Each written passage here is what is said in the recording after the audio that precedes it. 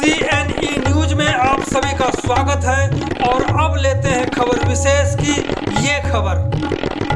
एक दिन पहले सोमवार को रक्षा मंत्री राजनाथ सिंह ने चंडीगढ़ में भारतीय वायुसेना के विरासत हेरिटेज सेंटर और रायपुर कला में नवनिर्मित गौशाला का उद्घाटन किया था।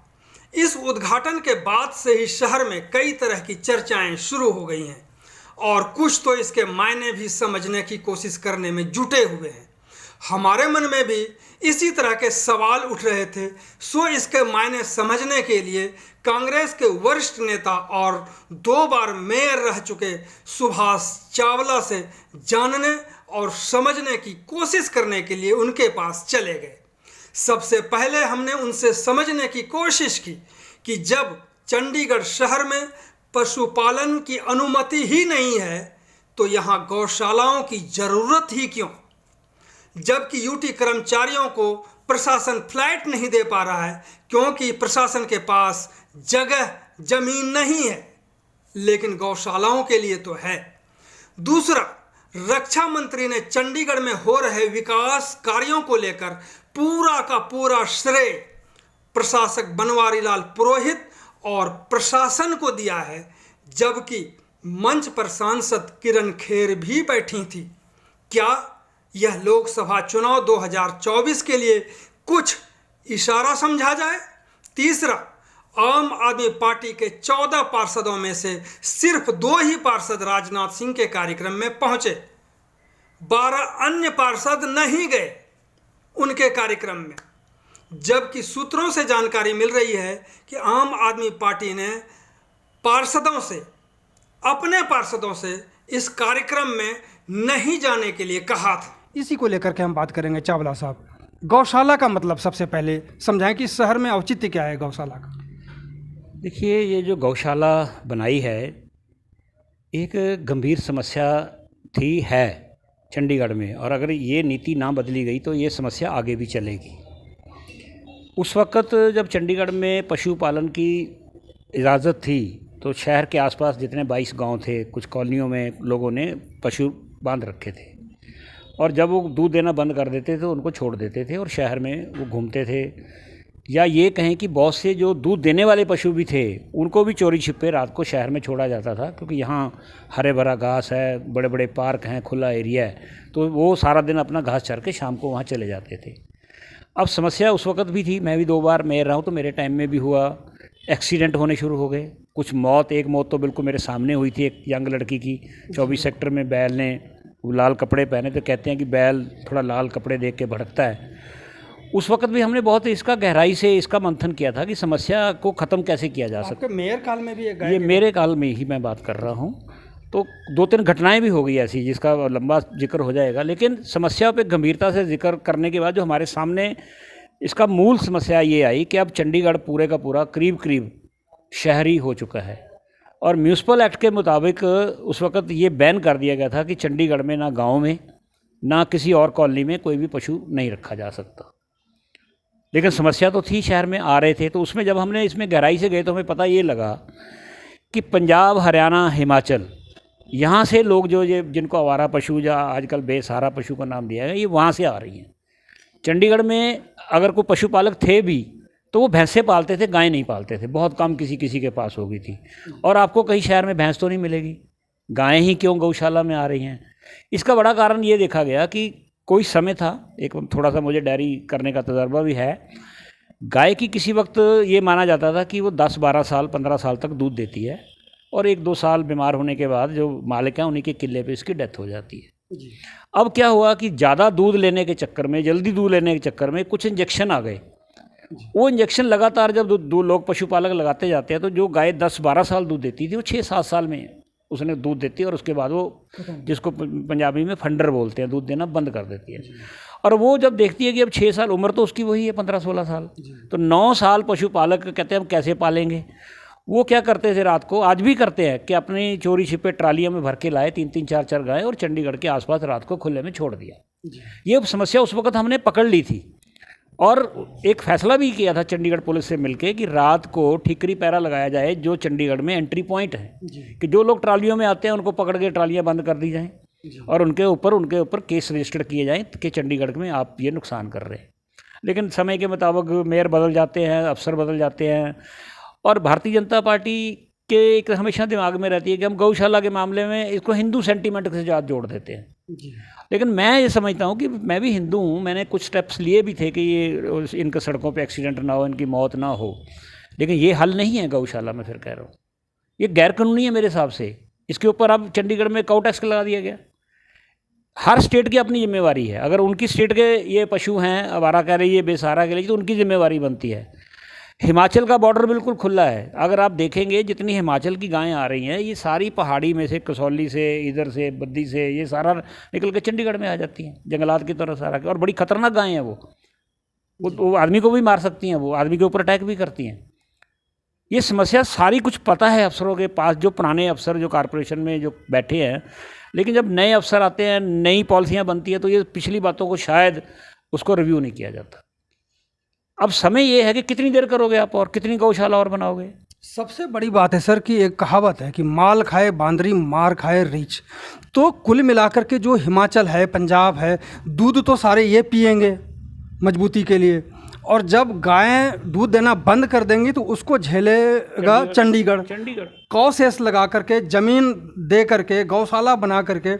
जबकि हम देखते हैं कि 4000 कर्मचारी हैं जो फ्लैट्स के लिए लड़ाई लड़ रहे हैं, उनको फ्लैट के लिए ज़मीन नहीं मिल रही, लेकिन गौशाला के लिए ज़मीन मिल रही है, और गौशाला और भी बनाए जा सकते हैं आने वाले समय में। बिल्कुल सही कह रहे हैं आप। अकेला यही समस्या नहीं है।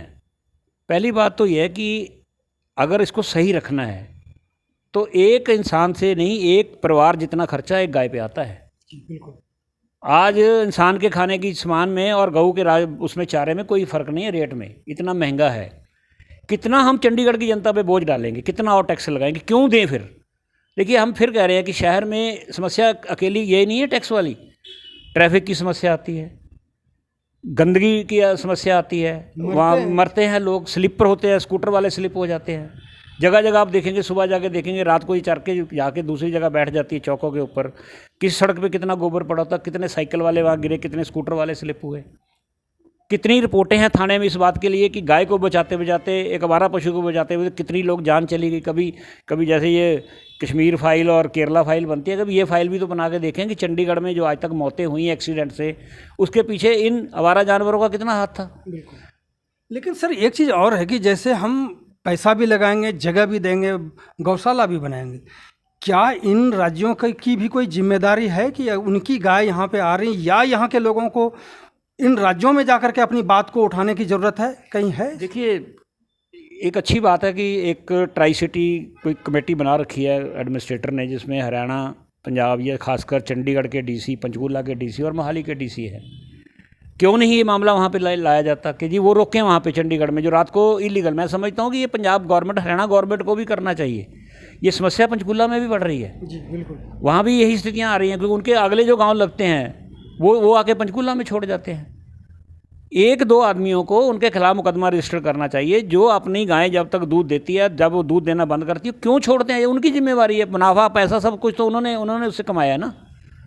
ये कोई वो आवारा या बेसहारा पशु नहीं है। वो बेसहारा पशु और तरीके के होते हैं कि जी सारी उम्र वो दूध देती नहीं थी, बचपन से ही किसी ने उसको सड़क पे छोड़ दिया, वो उनको हम आवारा मान सकते हैं।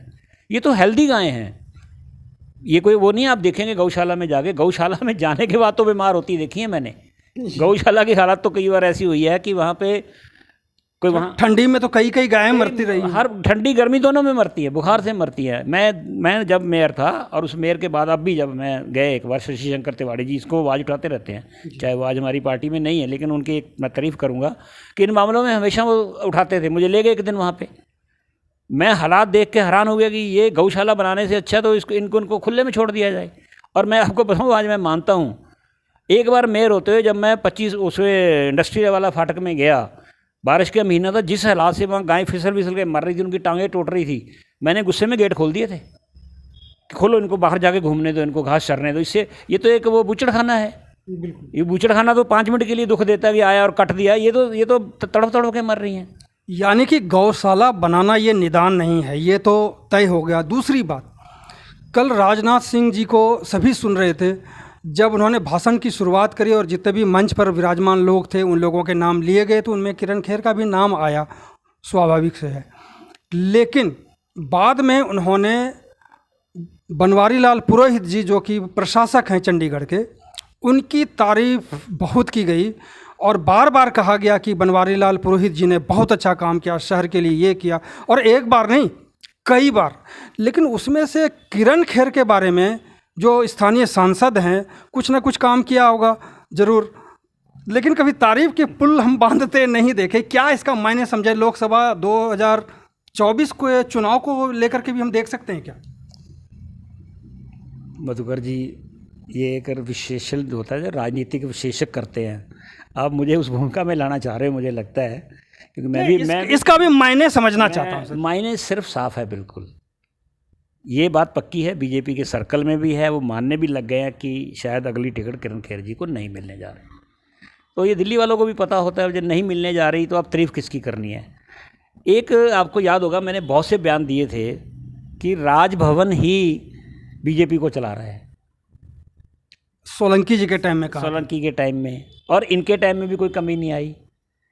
गवर्नर हाउस को इन्होंने चंडीगढ़ में बीजेपी को मजबूत करने का काम दिया हुआ है और वो कर रहे हैं। पुरोहित जी भली बात ही कर रहे हैं, बीजेपी उतना काम नहीं चंडीगढ़ में कर रही, ना एमपी कर रहा है ना उनकी पार्टी कर रही है। अगर कोई बीजेपी को मजबूती दे रहे हैं तो बनवारी लाल पुरोहित जी ही दे रहे हैं, आज के समय में राजभवन दे रहा है, तो वो तारीफ करनी तो बनती है उनकी। सर जब सांसद चुप बैठे काम ना करे या स्थानीय जो पॉलिटिकल लोग हैं वो ना करें तो प्रशासक होने के नाते जिम्मेदारी तो बनती है फिर शहर में काम करने के लिए। नहीं, बिल्कुल बनती है। मैं तो कह रहा हूँ बखूबी निभा रहे हैं वो, जो बीजेपी को जिसका फ़ायदा मिलता है। मैं पिछले बहुत दिनों से इस बात का एनालिसिस हम कर रहे हैं। कांग्रेस के समय में हमारी एक ही शिकायत रहती थी कि राजभवन हमारी सुनता नहीं, हमारे कांग्रेस के अपने बनाए हुए गवर्नर हमारी बात नहीं सुनते थे। और आज उसके बिल्कुल उल्टा है कि सुनते ही बीजेपी की और किसी की सुनते नहीं है। अब आप देख रहे हैं ना, वहाँ बीजेपी वालों को मिलने के लिए 1 मिनट में टाइम मिल जाता है। अगर मैं टाइम मांगूंगा तो मुझे 15 दिन के बाद, महीने के बाद मिलता है या नहीं मिलता, वो भी नहीं मिलता। तो जो काम करेगा उसकी राजनाथ सिंह की तारीफ कर गए, इसमें क्या गलत किया? नहीं, काम तो सचमुच में कर रहे हैं। अगर इस तरह की बातें आ रही है और किरण खेर के बारे में तो थोड़ा सा लोग सोचने लग गए हैं इस कल वाली बात को लेकर। तो किरण खेर जी को सोचना चाहिए कि मेरे में क्या कमी रही इतने साल के। अब मेरा स्टेज पे नाम भी नहीं लिया जा रहा। राजनाथ सिंह जैसे बड़े वरिष्ठ नेता है, उनसे ये तो नहीं कहा जा सकता कि अनजाने में बात कर गए। नहीं, नाम तो लिया, जब उन्होंने भाषण शुरू किया तब लिया नाम, लेकिन बाद में तारीफ में उन्होंने नहीं कहा। मुझे भी पता, किसी ने बताया कि तारीफ तो राजभवन गवर्नर साहब की ही करते रहे, और मैं समझता हूँ कि गवर्नर साहब तारीफ के काबिल है, वो काम बहुत कर रहे हैं। अगर वो न्यूट्रल होकर करते तो मैं उनकी और तारीफ करता। वो हर काम के अंदर कोशिश करते हैं कि चंडीगढ़ बीजेपी को फ़ायदा हो।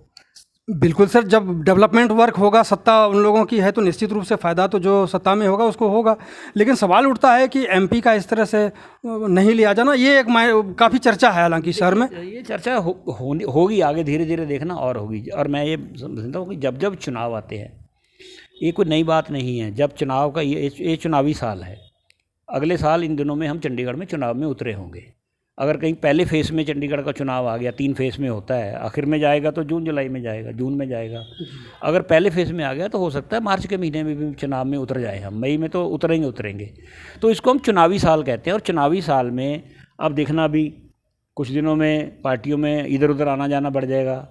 कोई इधर से छोड़ के उधर जा रहा है, कोई उधर से छोड़ के इधर आ रहा है। इसी को लेकर के हम एक और बात करेंगे सर। जब छोड़ने आने जाने की बात हुई, आम आदमी पार्टी में 14 पार्षद हैं, 12 पार्षद राजनाथ सिंह जी के कार्यक्रम में नहीं आए और 2 पार्षद आम आदमी पार्टी के वो आए। इसका भी कुछ मायने है क्या?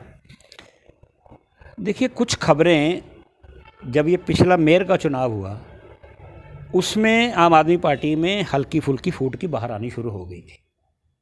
कौन पहले मेयर का दावेदार था उसको क्यों नहीं बनाया गया, दूसरे को बनाया गया तो क्यों बनाया गया। उसके बाद जो हार हो गई तो विपक्ष के नेता को क्यों हटा के दूसरे को क्यों बनाया गया। कहीं ना कहीं उनकी ये खबरें आ रही थी, लेकिन दबी हुई थी। अब क्योंकि पार्टी का अध्यक्ष नहीं है इस वक्त, जब कोई किसी का घर का बड़ा ही ना हो, वाली वारस ना हो, तो फिर सारे बच्चे बेलगाम हो जाते हैं। अब यही स्थिति जो मुझे है, मुझे वैसे एक कांग्रेसी होने के नाते बातें करनी नहीं चाहिए, लेकिन आपने सवाल किया तो मैं उस सवाल से भाग नहीं रहा। मुझे भी कुछ बातों की जानकारी ये मिली कि पार्टी ने दिशा निर्देश दिए थे कि राजनाथ सिंह जी के या बीजेपी के किसी फंक्शन में पार्षद नहीं जाएंगे, और उसके बाद 2 पार्षद चले गए। ये घटना जो है एक इशारा कर रही है कि आने वाले समय में आम आदमी पार्टी टूटने की तरफ जा रही है और ये टूटेगी। चर्चा ये थी पिछले दिनों, काफ़ी दिनों से चर्चा चल रही है कि 2 आदमी पार्षद जो हैं वो कांग्रेस में ज्वाइन कर रहे हैं और 2 जो हैं भाजपा में जा रहे हैं। ये बात का चर्चा था। मैंने ज़्यादा इसको गंभीरता से नहीं लिया, क्योंकि कई बार विरोधी एक दूसरे के बारे में बैठे बैठे, मैं अगर कोई आपसे आज बात कर दूं, एक न्यूट्रल सी होके न्यूट्रल बात करता हूं मैं, कई बार आपके सामने मैं भूल जाता हूं मैं भी किसी पार्टी से जुड़ा हुआ हूँ, लेकिन वो उसके मायने क्या निकाल देते हैं। कई बार मुझे कह देते हैं क्या इतनी कर रहे थे। एक बार मैंने आपके चैनल पे ही एक बार बीजेपी के काउंसलरों की थोड़ी तारीफ़ कर दी थी, हालांकि मेरी राजनीतिक भाषा को कुछ लोग नहीं समझते। मेरा तारीफ़ करने का मतलब मैं उनको उनकी कोई कार्यशाली पर नहीं कर रहा था, मैं तारीफ़ इस बात की कर रहा था कि हर पार्षद का एक हक बनता है कि कुछ पार्टी लाइन से हट के भी बात करो, शहर के लिए कुछ करो। उन्होंने एक सवाल उठाया था कारपोरेशन में भ्रष्टाचार के खिलाफ, पार्टी ने मना करने के बावजूद उन्होंने उठाया, तो क्या ये 2 शब्द कहने मेरे ऊपर भी कह दिया था कि ये बीजेपी में जाने की कोशिश कर रहे हैं, कल को बीजेपी में चाहिए। आज भी मैं इसी बात से डरता, बहुत खुल के बात नहीं करता, लेकिन ये मुझे खबरें थी कुछ दिन पहले कि 2 पार्षद उनके कांग्रेस में आ रहे हैं और 2 बीजेपी में जा रहे हैं। और ये इसको मुझे नहीं लगता कि उनकी पार्टी को मालूम है या नहीं है, लेकिन चर्चे तो हैं। और मुझे भी लगता है कि अब आम आदमी पार्टी जो, देखिए इतिहास है, बहुत सी रीजनल पार्टियां हिंदुस्तान में ओवरनाइट आई, सत्ता में भी आई और साल 2 साल में बिखर गई। आम आदमी पार्टी सिर्फ इसलिए रुकी हुई है दिल्ली की वजह से कि दिल्ली के पास इतने ज़्यादा एमएलए हैं कि वो टूट के भी कहाँ जाएंगे। यही पंजाब में बन गई स्थिति एक बार, वरना पंजाब के आप देख लेना, जो कल 10 तारीख को चुनाव होने जा रहे हैं उसका तो पहले ही पता लग गया था कि सरकार बनते ही डाउनफॉल कैसे होता है। संगरूर वाली सीट भगवंत मान जी ने खुद खाली की थी, एमएलए बनने के बाद एमपी वही थे, 3 महीने भी नहीं सरकार बने हुए थे, हार गए।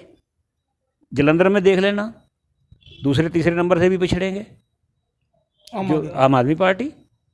तो कुल मिलाकर के कह सकते हैं कि ये कल 2-3 जो हमने सवाल किया, कुछ ना कुछ मायने तो हैं इसके। नहीं, मायने इसलिए हैं कि आम आदमी पार्टी का आज कोई वाली वारस नहीं है। कौन है 3 बड़े लीडर चंडीगढ़ के? उनके 4 थे, मैं पहले बताता हूँ। धवन साहब चुप बैठे हैं, कोई है एक्टिविटी उनकी पार्टी के बारे में नहीं है, उनको मजबूर कर दिया गया कि आप बैठ जाओ। चंद्रमुखी शर्मा जी कहाँ हैं आज? प्रदीप छाबड़ा जी पंजाब में चले गए, वो अपना चेयरमैन बन गए। जब आदमी चला जाता है तो जिम्मेवारियाँ और बढ़ जाती हैं वहाँ की, ज़्यादा ध्यान उनका हो सकता उधर हो। प्रेम गर्ग जी अध्यक्ष नहीं रहे। नया अध्यक्ष पार्टी क्यों नहीं बना रही? कोई यहाँ इतनी तो मारामारी नहीं थी कि जी कोई बहुत लड़ाई झगड़ा है। जब आप एक पार्टी का कोई माई बाप ही ना हो, वाली वारस ना हो, तो ये चीज़ें कहाँ तक रुकेंगी?